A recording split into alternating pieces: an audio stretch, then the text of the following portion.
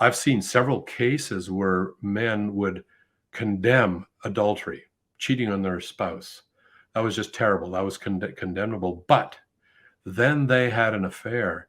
And to my amazement, I've known 2 or 3 cases personally where they then justified their adultery. They were the righteous person. It was their wife's fault, and so on and so forth. So what happened here is that a personal vice somehow puts a fog over their eyes of the mind, so to speak, or the moral intuitions, to now deceive them into thinking that they are actually the right ones.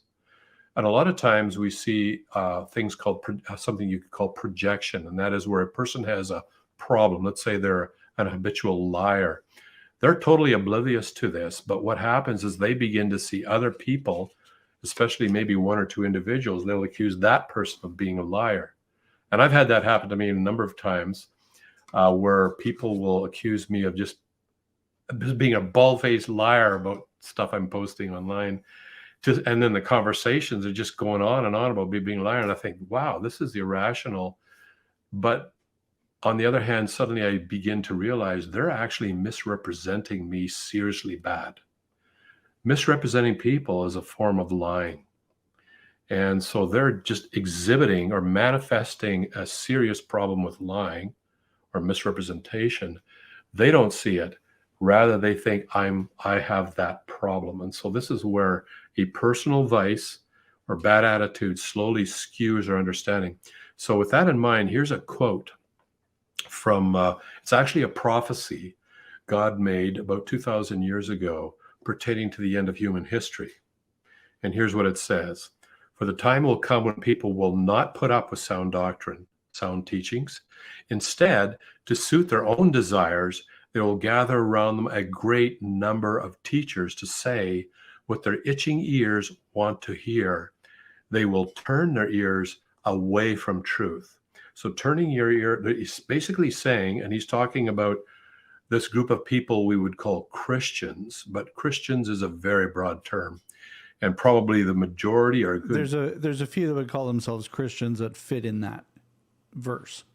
Oh, yeah, for sure. In fact, we're getting to a case today where maybe, a very hefty percentage of people who would self-identify as Christians or followers of Jesus, or however they want to put it, they might order their life after the values of Jesus, which is a very non-offensive term to say. It wouldn't use the word Christian. But the bottom line is that what's happened here is that they have their desires. The desires could be innate, or they could be the desire to fit in and to please and to just get along with the culture. And as a result, they will not put up with it. That word, that Greek word there, means they won't tolerate it. So if you were to show up and start and say some moral principle that Jesus taught, it was actually a moral principle, you'd get tossed out. That means they're very intolerant of sound teachings or rational, true moral principles. And instead, they will gather a great number. That's interesting.